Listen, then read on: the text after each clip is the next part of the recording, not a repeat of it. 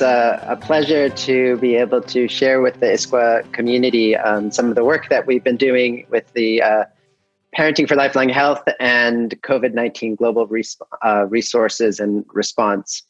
It's always funny to listen to my bio and in the last part, which is quite a nice reminder of even when we're in the thick of work and everything, to stay connected and to keep the mind and body healthy in this time. So I will be, as I said, be talking a little bit about Parenting for Lifelong Health and our work in reducing violence against children and improving child well-being in the Global South, as well as then how we've adjusted that work to respond to the COVID-19 crisis. And then if there's some time after questions and answers, I might actually have a chance to play, as requested, my banjo and something that I've adapted for COVID-19 and parenting. So globally, about 1 billion children between the ages of 2 to 17 experience some form of violence each year. And that's about half of the world's population of children. Most of this occurring in low and middle income countries, but also in high income countries as well. And we know from research that most of this violence occurs in the home, especially against younger children, usually between the ages of 2 to 6. Although for adolescents, a lot of there's also violence that happens in community and schools as well. But that the cycle of violence, when we look at how it's perpetrated and both as a protective and risk factor, is mostly mediated by parent and child relationships.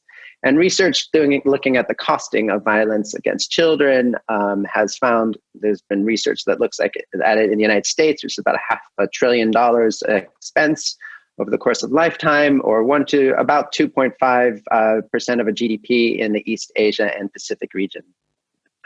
And the consequences of violence are more than just economic.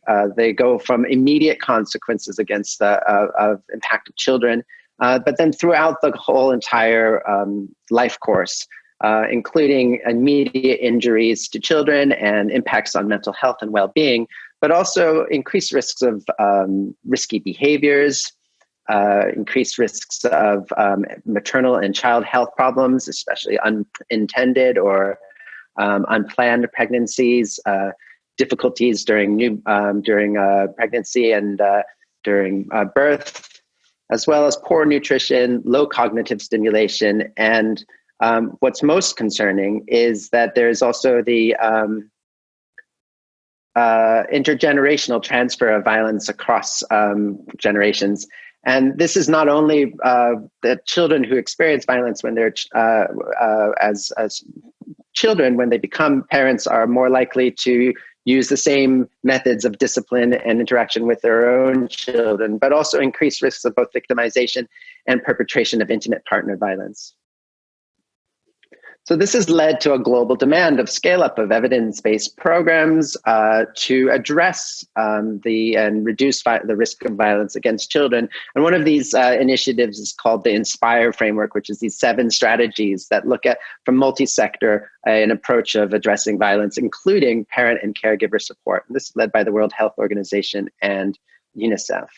Now, when we think about parenting interventions, we can think of them specifically focusing one of the Sustainable Development Goals, 16.2, which is ending violence, all forms of violence against children. But also there is a potential knock-on effects or an acceleration of impacts across other Sustainable Development Goals, including reduction of poverty, reduction of hunger, improvement of good health and well-being, gender equality, reduced inequalities across different contexts, increased productivity, and better educational outcomes. So we can think about parenting as having a wider impact than just reducing violence against children. Over the last 50 years, there's been a lot of research, a lot of it from mostly in high-income countries, that indicates positive outcomes of parenting programs to reduce child maltreatment and also improve other child and parent factors outcomes.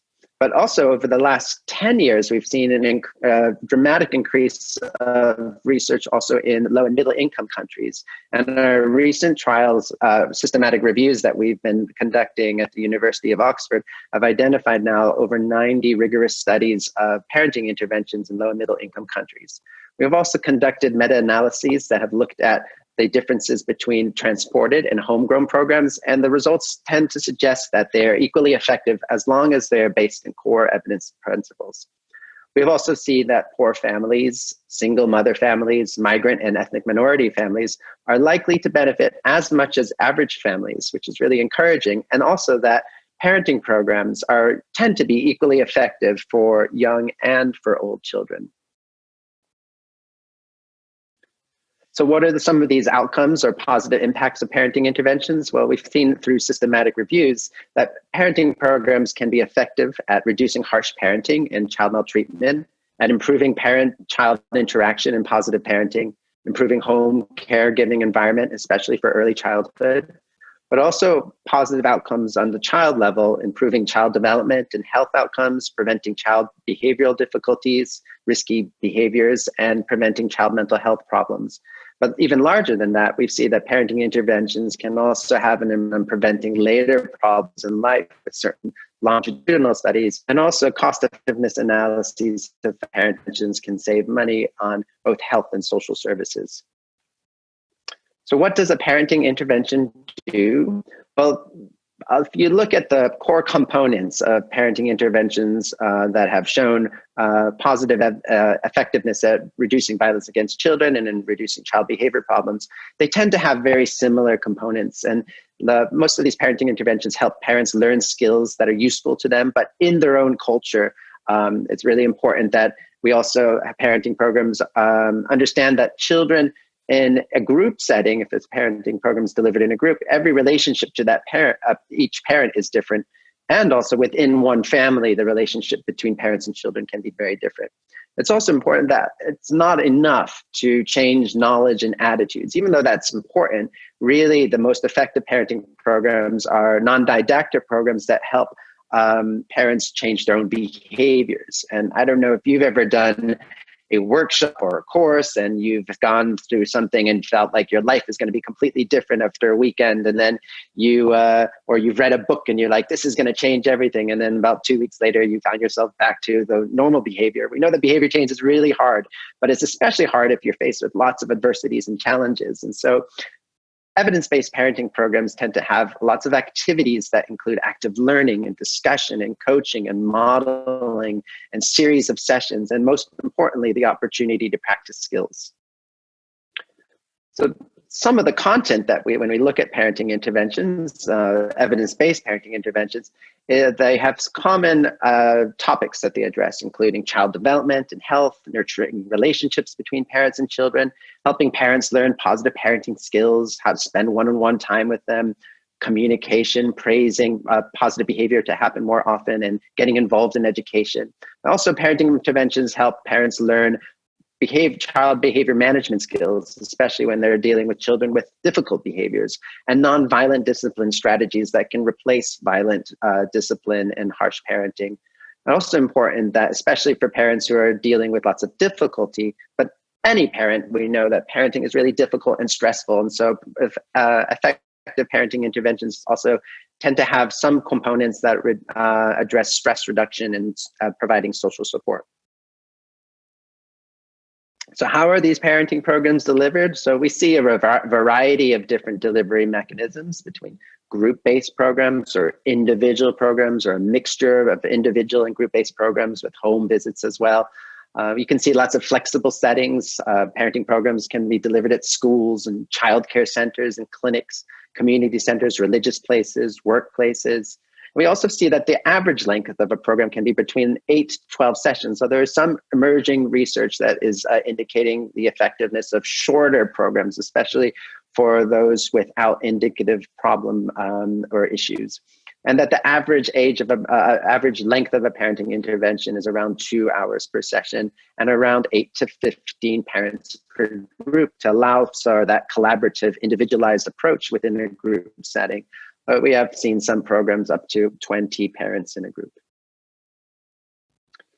So about 10 years ago, myself and some colleagues at the University of Oxford and some other universities, along with UNICEF and the World Health Organization, we're looking at how to increase the evidence of parenting and the ability for countries in the global south to implement and take to scale parenting interventions. And we found there was a big challenge, which was that there was a bottleneck of evidence-based programs in high-income countries, but there were few of them that were freely available and adaptable and had been tested in low and middle income countries. And so we started this initiative called Parenting for Lifelong Health, which looks at developing and testing a suite of parenting programs across the development spectrum, from babies all the way to parents and adolescents, that demonstrate rigorous evidence of effectiveness, both in reducing violence against children, but also improving child well-being, and making sure that these programs are affordable, they're scalable, and they're applicable to low resource contexts, that they can be adapted to fit the setting, and that they're open source and freely available. And so the Parenting for Lifelong Health materials are actually available for free on download from the World Health Organization's website. So how do these parenting programs work? Well, we focused on the content. We can see that parenting programs generally have content on behavior management, cognitive stimulation, relationship building, stress reduction. And these are linked to proximal outcomes like reducing harsh parenting practices, cognitive development of children, increasing parental, sorry if the video is slowing up, increasing parental involvement and reducing reactivity of parents and their stress. And this can lead to reduced behavior problems and maltreatment, as well as improved child development. That's not really enough to think about when we're delivering parenting interventions. We also have to think about how they are delivered. And so here we think about implementation components like communication boosters, things that can increase dosage and completion of programs, as well as the different components that might be applied for training and supervising and supporting those who deliver the programs, the facilitators, the nurses, the social workers, the community volunteers, so that they can have quality delivery and fidelity of to protocols. But then once you've delivered the program, it's also important that there are components that can sustain the program's effectiveness beyond the initial 8-12 sessions. And this can be in the form of booster sessions, but it could also be in the form of some sort of online or text message or peer groups. And these things have been tested, but there's very little evidence out there of their long-term effectiveness. So Parenting for Lifelong Health was initially developed and tested in South Africa. All 4 suites of the parenting program for babies, toddlers, young children, and parents and adolescents. And I was part of the testing of both the young children and adolescents program. And for me, it was quite meaningful to be working in South Africa, which is the country where I was originally from. But then since the positive effectiveness and outcomes of those initial testing, we've now seen that the programs are now being delivered across 25 different countries in Europe, in South Asia, in Southeast Asia, and throughout the African continent, and for a little bit in the Caribbean, to over 400,000 families. We look at some of the effectiveness of the programs. We've seen actually now 10 randomized controlled trials. We've just completed one also in Thailand. And we've seen, looking at the specific programs, positive effects for the little children and babies and toddlers, improving maternal sensitivity, responsivity, attachment, cognitive and social emotional development, and even HIV. For the number of children ages 2 to 9-year-old, we've also seen positive outcomes in improving parenting and efficacy, reduced maltreatment in 1 year after the program, dysfunctional parenting, reduced child behavior problems, and also encouragingly and a non-intended effect of the program is reduced intimate partner violence. And for the adolescent program, we've also seen improved positive involvement, family budgeting, reduced maltreatment, parental stress and depression, and adult and teen substance use. And we've also done a cost effectiveness analysis of this program and found that it saves £6 for every £1 spent. And these are all outcomes from rigorous testing through randomized controlled trials. So now I'm moving on to COVID-19 and its impact. So what I've been talking about has been group-based programs or small home visiting group-based programs that mix both home and visits. But we now know in the context of COVID-19 that these in-person programs aren't possible. And at the same time, we have this crisis where we see to this date 186 countrywide school closures with 1.29, more than now 73.8% of the world's population of children are out of school, which means that parents have to now provide that 24/7 care. And they're also dealing with unemployment, financial stress, which is really impacting low-income families the most. And we have also reports of escalation of child abuse during other health emergencies. So there's evidence from like the Ebola crisis that this has happened. And even if you just look at the increase in child helpline calls around the world, it's between an average of 30 to 40% increase. At the same time, we're seeing that there's a decrease in social services being able to be provided for children, as social workers and child protection officers have challenges in reaching children. This has resulted in an increased risk of violence against children, some partly because of reduced social support due to isolation of families, increased use, alcohol and substance use, increased stress, depression, and anxiety. There's been reported increases of intimate partner violence, like 20 to 40% in some countries in living under health plans. Also, it's very challenging for families that have to stay indoors in crowded and cramped living conditions in communities and refugee camps. There's financial and food insecurity, and children from across different spectrums are also spending more time online. And so now there are increased risks of child safety for online activities. This has led to the COVID-19 Global Parenting Resources Response, which is an interagency response that is with Parenting for Lifelong Health and UNICEF, the World Health Organization, the CDC, USAID, and the Global Partnership to End Violence Against Children. And so what we did was we took the contents and components from that have been identified both in systematic reviews, but also have been rigorously tested in Parenting for Lifelong Health and other programs in low and middle income countries. And we took the content and then we adapted it to fit the COVID-19 context. And so originally we had 6 topics, and then we added an additional 6 topics, and we're thinking about adding 3 more that focus on specific age range and parenting with children with disabilities. These topics focused like the programs first on building positive relationships and then helping parents with challenges and specific difficulties with behavior problems. And we made sure that the content, which I'll talk about in a second, was simple enough that it could be transported across different settings and be adapted really quickly, and also that the translations could be done. And it's important to just remind everyone that these resources, while they are in the context of COVID-19, are actually related for other non-COVID-19 contexts. So our original parenting resources focused on one-on-one time with children, keeping it positive, making routines, and keeping safe, managing difficult behaviors, coping with stress, and taking care of oneself, and talking about COVID-19 with your child. And then we added an additional 6 resources focused on specific topics like online child protection, involving your child in family budgeting, learning through play, intimate partner relationships in the context of parenting, parenting in crowded households and communities, and anger management to reduce the likelihood of violence.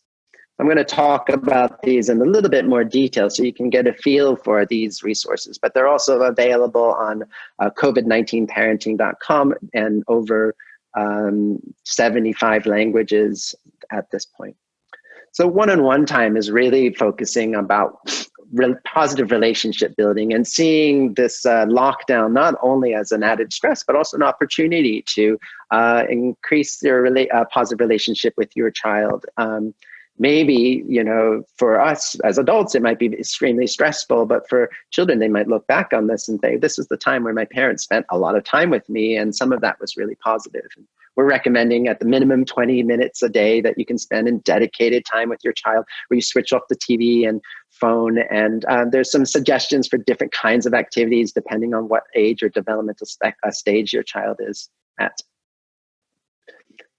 The next tip sheet's focusing on positive reinforcement of positive behavior. And that's for evidence-based parenting parenting program component that really looks at helping parents do two specific skills. One is how to give specific positive and realistic instructions. So instead of saying, please, instead of saying, don't make a mess, it's please put your toys away, or instead of saying stop yelling all the time, please talk with a quiet voice. And also then coupled with the positive instruction giving and positive reinforcement is the immediate and enthusiastic praise of positive behaviors. And a part of this is also helping for in a positive environment in home to help teens stay connected to their peers. The next tip sheet is focused on establishing routines. And this is really important, especially because COVID-19 has really made our schedules and the lines between like work, school, home, eating, sleep, more blurry and more stressful as people are stuck in homes. And so it's really focusing on that importance of providing structure and regularity for children, them in establishing they're not passive, but they're actually engaged in that, supporting children with hygiene and physical distancing and modeling those positive behaviors, including parents to compassion for those who are sick and also for those who are caring for those who are. The next tip sheet focuses on difficult behavior, and we really have two key nonviolent discipline strategies that we are recommending. I'm trying to keep it not too complex, so we decided not to include things like timeout or other difficult strategies. And so the first one's looking at redirecting your child from a behavior to a positive behavior. And then the other one is looking at how parents can apply appropriate, realistic, and fair consequences with their children as a way as an alternative to yelling or shouting. And importantly, and what we have found in our research on parenting interventions and parenting for lifelong health, is the importance of helping parents manage their own reactivity. And so we're recommending parents to like take a pause or take a breath before responding to your children in a way that might not be beneficial to their well-being. This is related to the next tip sheet, which is about taking care and managing stress, making sure that parents know that they're not alone in this, helping give them ideas of connecting to people to avoid that kind of consistent scrolling through your phone, looking at social media that is either detrimental to your well-being or makes you concerned. And also the importance that parents also need some time for themselves and to be able to provide empathic support to their children. This is one of the practices that is derived from mindfulness-based stress reduction that is in all the Parenting for Lifelong Health programs that helps parents be more responsive and less reactive to their children. And it's a simple activity where you connect with your thoughts, your physical sensations in your body and your emotions, and then you focus on your breath for a little bit, and then you return to whatever is happening. And it's parents in our programs have usually report that of the two different, out of all of the different strategies that they learn, the two that stand out, and one of them is the one-on-one time that they spend with their children, and the other is this taking a pause, which makes them less reactive to them. Then the sixth tip sheet is around talking about COVID-19, following the recommendations from the World Health Organization and UNICEF to be open and truthful, and to also, if you don't know something, to use that as an opportunity to investigate with your children to find out what some of the important information is. And we really are trying to point people to using the World Health Organization and UNICEF's websites, which have peer-reviewed information and support, instead of places where you may be less trustworthy and reliable. Then the next 6 tip sheets are focusing on those more specific issues. For instance, we have an online child safety that is looking at like reducing some of the risks by helping parents identify different actions that they can do to protect their children, putting in passwords or safeguarding content on devices, spending time with their children online so that they get to know how their child interacts with the online community, making sure there's an open communication that's non-blaming if the children can report back to them, but also how do you report to authorities or other protection services around online violence against children. And one of these really helpful resources is Common Sense Media. We also have a tip sheet around family budgeting and financial stress, which is helping parents access support if there is from their governments or from communities, but also how to communicate about financial stress and challenges with your child, to involve them in making budgets, discussing what we really want and the difference between that and what we really need, like food and shelter and health. And also maybe talking with your child about how you can spend less as a family. And importantly, even in the difficult, when it's tight, it's always important to think about ways to save for future emergencies and also for future things that people want to do together. The next tip sheet's focused on family harmony, which is really a way of trying to prevent intimate partner violence and its impact on children. And some of the positive instructions or tips that we're providing parents are around sharing caregiving responsibilities among adults, making sure that parents have scheduled time on and off and that they can share that. Also the importance of planning fun activities to do as a family, even one-on-one time with adults when the children are asleep can be nice. Practicing empathic, active listening, such as like what I hear you saying is this, and that. And we also are providing links for those who are experiencing violence, get extra support from where that is available. Next is learning through play, and that is really giving just parents different things that they can do with their children that are fun and educational. Really important for creative brain development, games that look at language, games and number games, object games, movement games, things that children can do by themselves, but also that parents can do with their children. We also have developed a tip that kind of summarizes a lot of these best practices, but puts them into the context of what it's like for a lot of families who are living in very crowded homes or crowded communities or refugee camps. Recognizing that this is even harder for those families, and that it's really important, even when, like for instance, water and soap is scarce, that we help parents or help their children to practice hygiene and physical distancing. And then the second to the last tip sheet that we have is about anger management, really helping parents identify what their triggers are, what makes them angry. So, if they know that they get angry when they're tired, then maybe it's important to get some sleep. And then also helping them take a 20-second pause, sell a situation when you are getting triggered. And also, for those parents who are taking care of children, to recognize that it's, if it's difficult, that it's okay to leave your child as long as maybe someone can also look after the child, or, to be able to check in with them, just to help parents from preventing them from like shaking their babies or taking their anger or frustration out on their children. We're also really advising parents to cut back on their drinking, if possible, or not drinking at all, especially when the children are around, and to lock away anything that could be used as a weapon to hurt themselves when the people are out of control. So those are the tip sheets, and now I'll talk a little bit about the dissemination of them. So we've had them up on the World Health Organization, UNICEF, Global Partnership to End Violence websites, and they've been disseminated through their social media networks.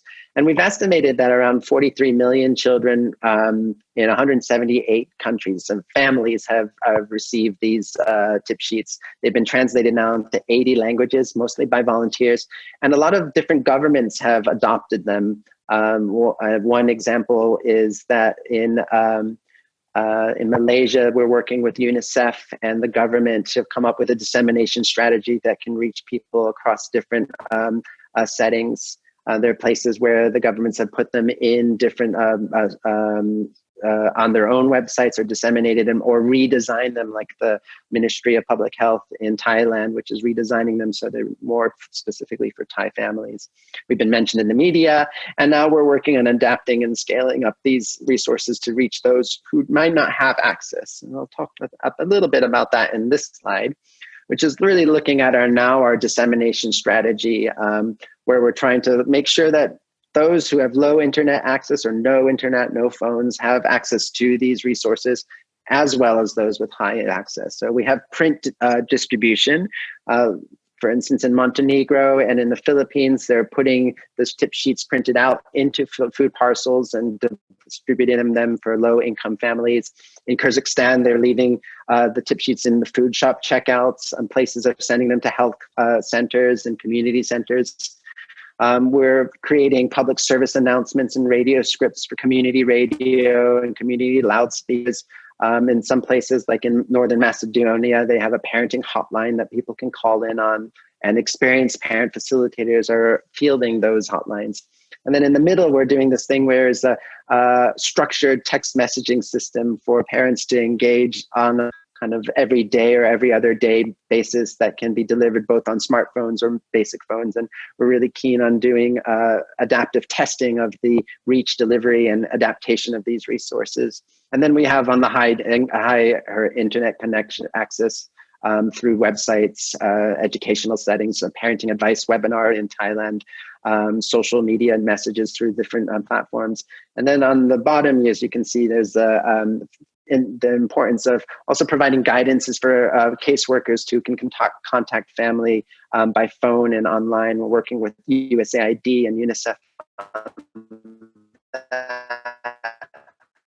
And also build videos or audio clips of the resources for people who cannot access them. So it's been quite a encouraging and fast-paced. And that is because time is of essence, but at the same time, it's also, these things are universal. And right now we're at the point where development and dissemination of these resources is required because, as I said at the beginning, over almost 1.5 billion children are now out of school and are being cared for. The children. And COVID-19, while it might subside now, might also come back with a second wave.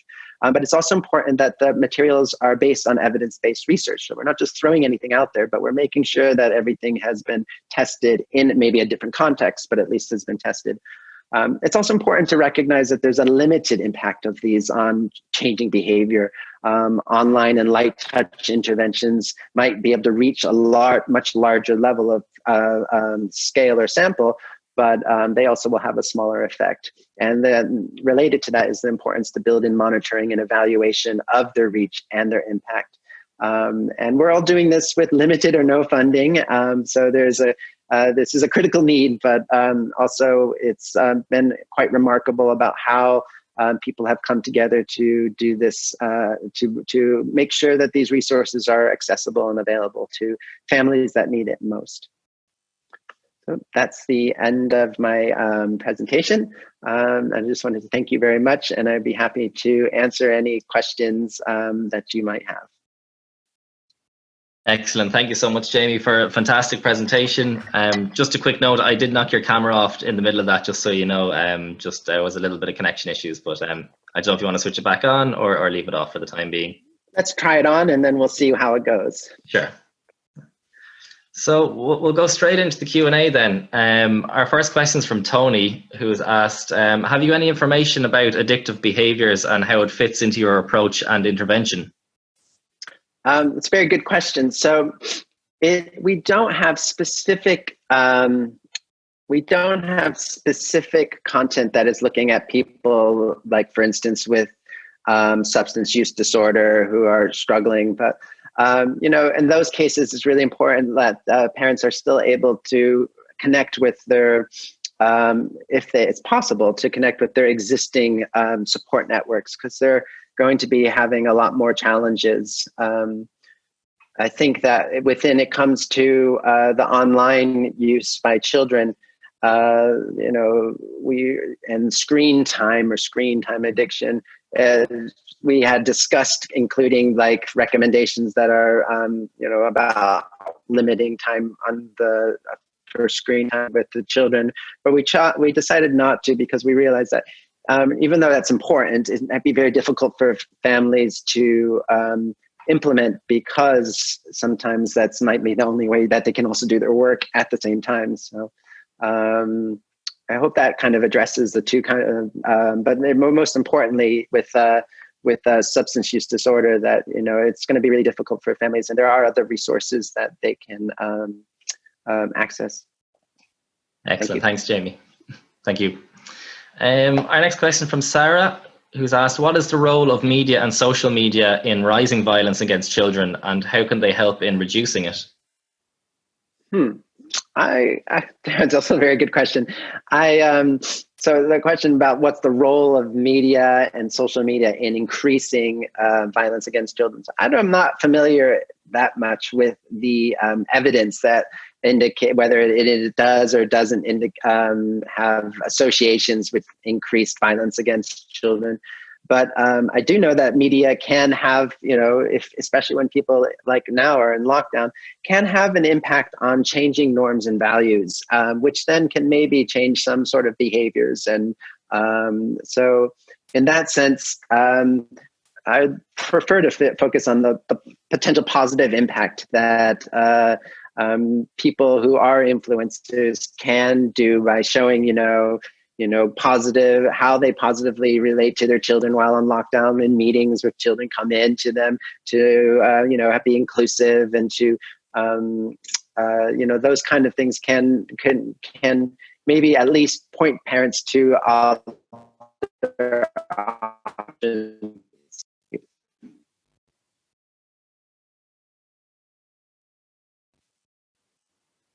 Any other questions? Hi, Jamie. Sorry, it just cut out a little bit at the end there. I might ask you just to turn off your video again, if that's okay, just to try and help with the bandwidth. That's great. Thanks. Our next question from Peter. Have you measured decreased level of abuse and domestic violence? So we haven't measured that within the COVID-19 context, but we have within our group-based programs. One of the things that we'd like to be able to do is, especially with the structured text messaging system that we're developing through the Rapid Pro workflow, is then to also be able to evaluate over on a baseline and then weekly basis, basic indicators of both violence against children and intimate partner violence. But in our research on parenting for lifelong health in the group-based programs, we have seen in at least the program for young children, immediate reductions on intimate partner violence at post-test in our randomized control trial in the Philippines that was delivering the program within a conditional cash transfer system. Excellent. Thank you, Jamie. Our next question is, how does one deal with areas of illiteracy? This is a great question, and something that we're very concerned about is around how to make sure that the resources are accessible for those who cannot read or have reading difficulties.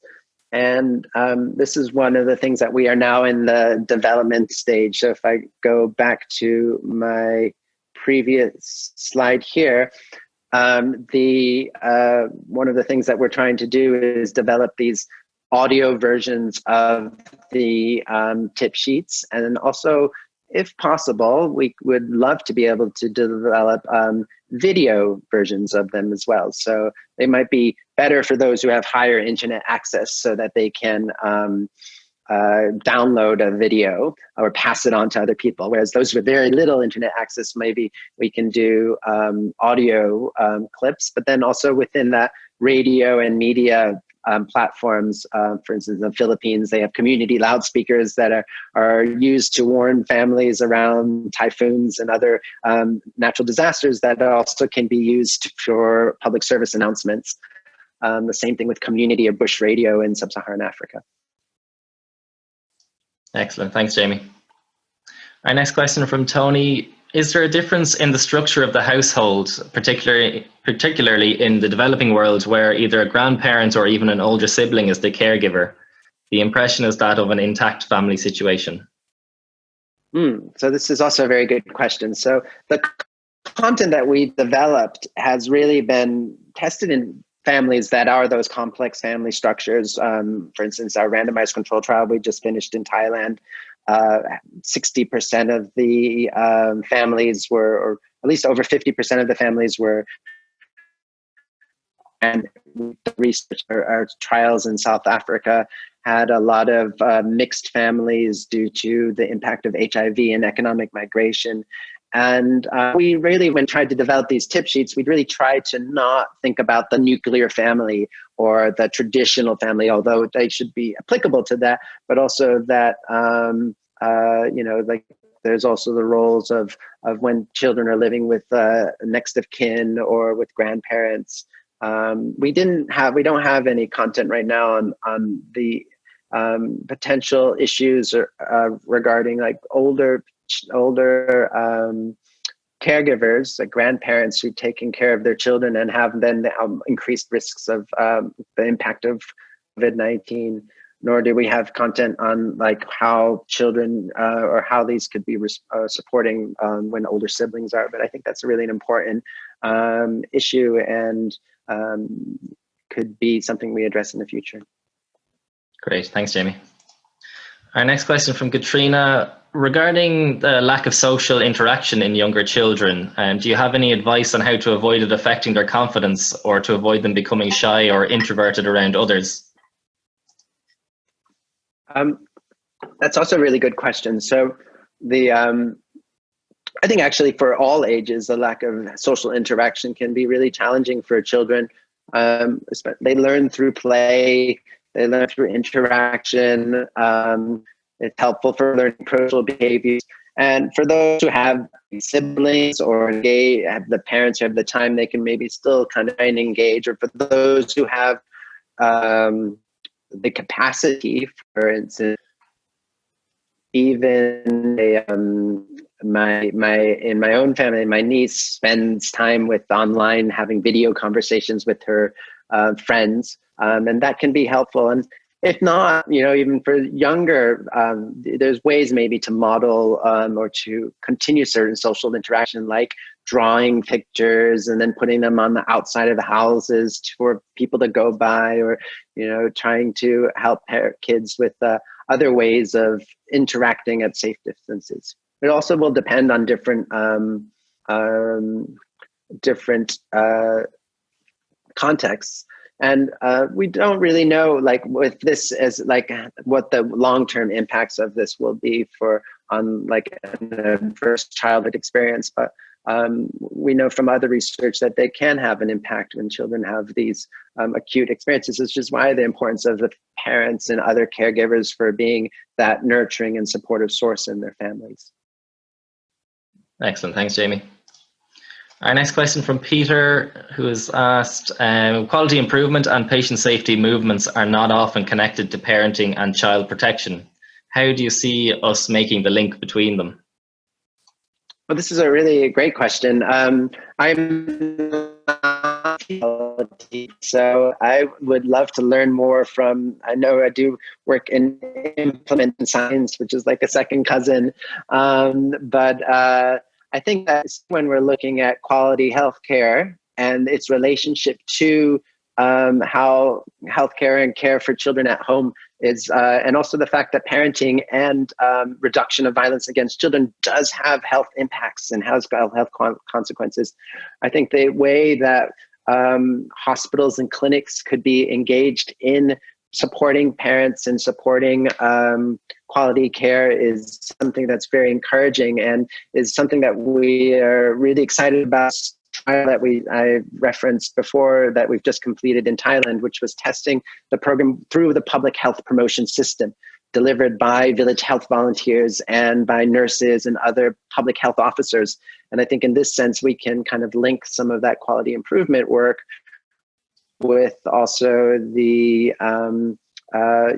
with delivery of parenting interventions. And then on another level, we're also very importantly looking at how programs can maintain fidelity and quality of delivery, and how that you can improve or enable or empower those who are delivering programs to be able to deliver them just as well as they can. And this is something that we're researching in quite detail with a scale up of one of our programs in Tanzania, which is being, once lockdown is over, being delivered to 50,000 families this year. And we're testing different and examining the quality of delivery by community-based facilitators and teachers, and then also examining how that could be improved. And so I think there is intersections between prevention and implementation science and quality improvement science. Excellent, thanks, Jamie. And that's all the questions that we have in at the moment. Just to jump to the comments very quickly, Sir Faraz has said, so inspiring. Wendy has said, fantastic resources. Thank you for such an enlightening presentation. Ali said, it's a useful topic. Great presentation. Thank you. Sarah said, very important talk. Thanks. So some excellent comments coming through. I believe you're going to play us out with a bit of music before we finish up. That is correct. I just wanted to let people know that if you have other comments or ideas or thoughts, please feel free to reach me at my email, which is on the slide now. And also, if you have ideas or ways to, or feel like you can take initiative to help get these kind of resources out to families in your own communities or networks, that would be really wonderful and it's very supportive. Now, I know, so I'm actually talking to you in Oxford, and in a converted barn, which is one of the reasons why I have not the best internet connection. And I'm sorry if you weren't able to understand what I was hear me at times. I'm going to give it a shot and turning on this video so that I can, so you can maybe see some of the banjo playing. So here, a year and a half ago, I was asked by the LEGO Foundation to do a closing speech at their Ideas Conference that looked at unlocking the power of positive parenting. And now we're in lockdown. And at that, so I was thinking of what to finish when I was asked. I've never actually done these mixtures of academic work and performance before. But I thought that I'd share an adaptation of a popular children's medley of children's spiritual and children's songs that is now kind of been adapted to focus on what we call the ABCs of positive parenting. So that's the importance of providing attachment, love and support, behavior management, structure and consistency, and cognitive stimulation. And so the first song or part of the medley is focusing on attachment and support. Swing low, sweet babe of mine. Mom's gonna care for you at home. Swing low, sweet babe of mine. Papa's gonna care for you at home. You know that it develops from the moment of birth. Mama's gonna care for you at home. So read to your children for what it's worth. Papa's gonna care for you at home. So we know that attachment and support's really important, and you can sing a lullaby to children and give them all the love they want.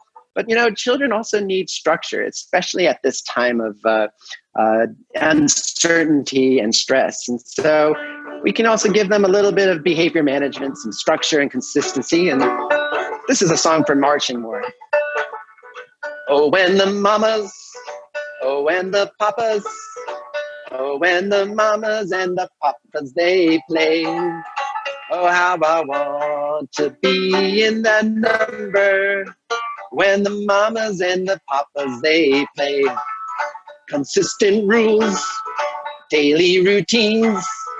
They make a child feel secure and safe. From early morning until it's bedtime. So they know how to behave. Well, it's really important to have that love and that structure to be able to help children know how to behave in their lives. But if you don't give children the opportunity to play, you're missing out on a major important part of learning and relationship building. And so this song goes with that. We're gonna sing, sing, sing. We're gonna dance, dance, dance. We're gonna sing, we're gonna dance all day with you. Learning through play is the way you gotta do it every day. We're gonna sing, we're gonna dance all day with you. Children see, and children do. They like to be just like me and you. What you do and what you say help to shape them every day. Children see and children do like me and you.